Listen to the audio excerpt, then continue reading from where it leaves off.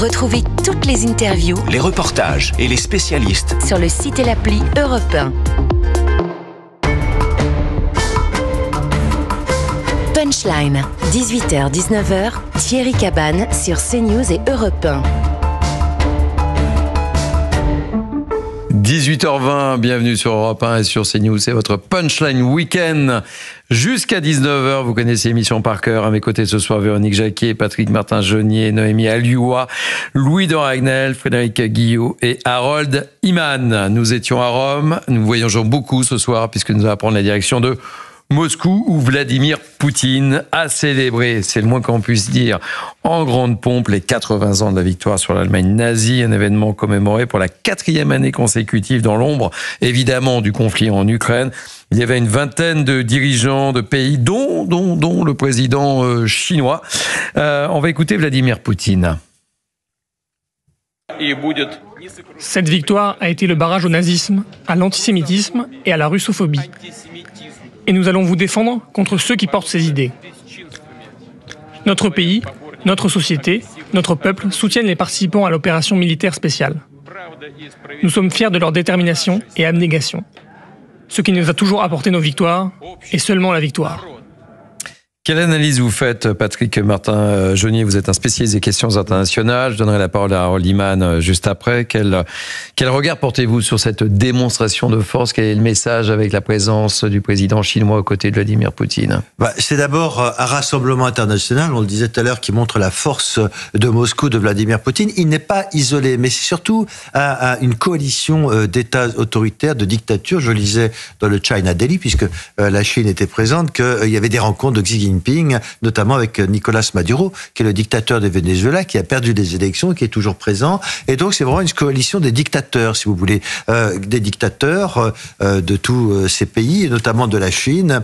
Et on voit bien que la Chine, dont on avait dit qu'elle pouvait avoir quelques divergences avec Vladimir Poutine, a toujours été présente et a toujours été là avec un appui sans faille à cette opération spéciale. Et donc, oui, c'est une coalition qui est destinée à lui donner encore plus de respectabilité, de nature à montrer qu'il n'est pas isolé sur la scène internationale. Et on a hélas un Premier ministre slovaque, Robert Fico, qui est présent avec les pays, la Serbie, qui est un des pays qui éventuellement pourrait être candidate à l'Union européenne. Donc on voit bien que là, Poutine essaye de montrer qu'il n'est pas isolé, essaye d'enfoncer un coin également avec l'Union européenne. Et donc oui, c'est une démonstration de force pour bien montrer qu'il continue, quoi qu'il arrive, cette opération spéciale et qu'il a des soutiens, nonobstant cette négociation qu'il a directement avec Donald Trump, parce que Donald Trump veut également un cessez-le-feu, et nonobstant les sanctions économiques européennes, il veut montrer qu'il n'est pas isolé,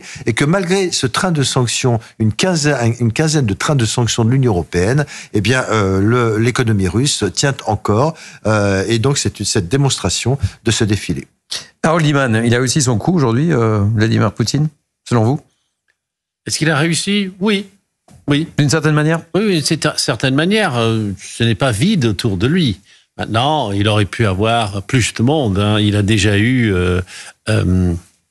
Netanyahou autour de lui, je crois Orban. Donc voilà, ça manquait sans doute.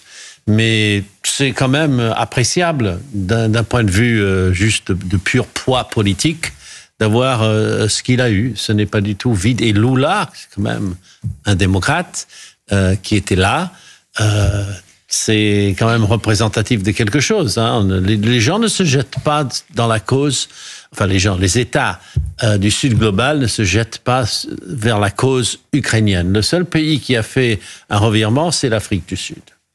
Je vous propose d'écouter Emmanuel Macron qui s'est exprimé aujourd'hui puisqu'il recevait à Nancy le Premier ministre polonais. On dit Tusk. Tusk. Je voulais voir si vous suiviez ou pas. Tusk. Louis de Ragnel. On écoute Emmanuel Macron. Sur les propos qui ont été tenus par le président Poutine et la comparaison entre la situation que nous vivons et le nazisme, c'est une inversion des valeurs, mais il n'est pas le seul et il est désormais coutumier du fait.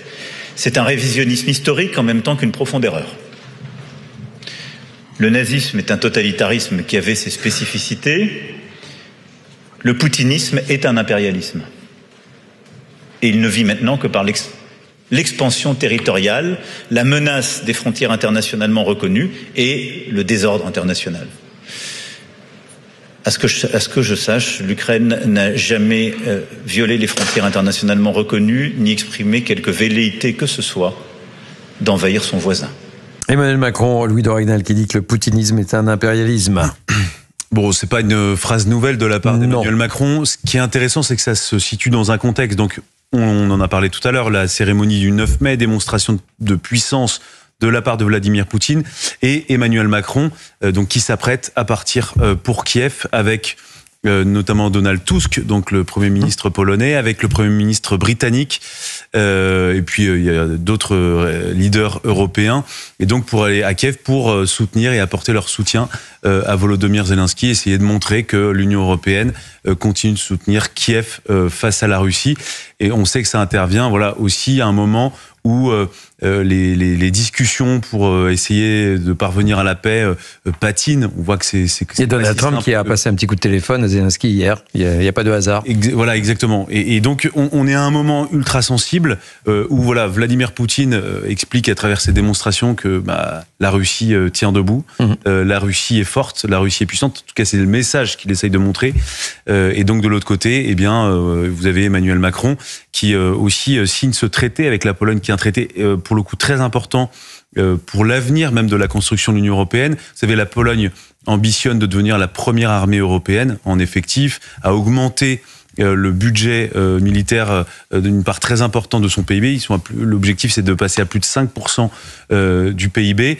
Et la Pologne, qui il y a 15-20 ans n'était pas un pays stratégique au sein de l'Union européenne, aujourd'hui, en fait, est aux portes, enfin, est vraiment à l'extrémité entre l'Union européenne et la Russie, et les pays aussi liés à la Russie. Et là, l'objectif de ce traité, donc traité militaire, économique, industriel, il y a énormément de volets. Mais il y a plusieurs observateurs spécialistes qui vous disent que ce traité avec la France a quasiment la même portée que les traités qui nous lient à l'Allemagne. Donc là, voilà, c'est un moyen l'importance, de hisser la Pologne à un rang extrêmement important au sein de l'Union européenne. Oui. Patrice Martin-Jeunier. C'est un traité, je dirais, historique, en ce sens que c'est le premier traité que signe la Pologne avec un tel traité avec un pays non frontalier, puisque c'est la France. C'est le triangle de Weimar, la Pologne, l'Allemagne et la France. Et ce qui est tout à fait intéressant, lorsqu'on lit, c'est cette clause qui prévoit une solidarité mutuelle en dehors de l'OTAN en cas d'agression. Donc c'est véritablement historique, et je dirais que c'est aussi le début d'une approche commune sur la dissuasion nucléaire française. On voit bien, entre les lignes, qu'il s'agit bien de partager, en tout cas des analyses sur la dissuasion nucléaire, et ça, c'est en effet très important, au lendemain de l'accession de Friedrich Merz à la chancellerie, qui lui-même est demandeur d'une relance de la coopération européenne, notamment en matière de défense. Ce qui est très important, vous savez, on ne va pas refaire la doctrine de la dissuasion nucléaire, mais il y a un élément très important à retenir, c'est le concept de la défense des intérêts vitaux français. Et à partir du moment où, effectivement, il y a ce traité d'assistance mutuelle en cas d'agression, eh bien, forcément, ça déplace le curseur de la défense des intérêts vitaux français, puisque nous sommes désormais liés beaucoup plus étroitement avec la Pologne. Donc, c'est aussi Emmanuel Macron qui, à travers ce traité, essaye d'envoyer, alors c'est à notre niveau, mais un message, un signal à Vladimir Poutine pour lui dire, eh bien, si vous voulez vous en prendre à la Pologne, eh bien, vous en prenez aussi, peut-être indirectement, mais vous trouverez les Français à côté des Polonais. Il est 18h30 sur Europe 1 et sur CNews. C'est le moment de faire un rappel des titres de l'information, des principaux titres avec Maureen Vidal. Bonsoir Maureen. Bonsoir Thierry, bonsoir à tous. À la une de l'actualité, la messe d'inauguration du pontificat de Léon XIV aura lieu le 18 mai prochain. De nombreuses personnalités du monde entier seront attendues place Saint-Pierre, 10 jours après l'élection de Robert-Francis Prévost comme premier pape d'origine américaine. L'armée pakistanaise déterminée à continuer les combats contre l'Inde. Nous n'irons pas à la désescalade, a affirmé le porte-parole de l'armée. Il promet également une réponse face aux attaques indiennes. Des menaces qui ne se sont pas fait attendre. Une nouvelle attaque de drones pakistanais a frappé le Cachemire indien. Et le président ukrainien Volodymyr Zelensky a annoncé un sommet de dirigeants européens alliés de Kiev prévu samedi en Ukraine. Dans le même temps, la chef de la diplomatie européenne est en visite à Lviv. Elle affirme que l'UE s'engage à verser 1 milliard d'euros à l'industrie militaire ukrainienne à partir d'avoirs russes gelés. Merci beaucoup, Maureen Vidal. Vous vouliez réagir, Harold Iman, sur notre thématique et sur cette démonstration de force de Vladimir Poutine aujourd'hui à Moscou? Oui, mais la plupart des chefs d'État qui sont autour de lui viennent de l'ancienne URSS. Et dans le message d'accueil de Vladimir Poutine, il a dit « Nous sommes une nation, nous avions une cause, nous sommes unis dans un seul but. » Et il était en train de reconstituer quelque part l'Union soviétique avec une petite remarque pour la Chine en disant « Eh oui, la Chine aussi nous a beaucoup aidés. » Bon, le problème, c'était un peu que c'était la Chine nationaliste, mais on passe sur ce détail. C'était l'autre Chine qui se battait contre le Japon principalement, pas tellement la partie communiste, mais elle s'est battue aussi.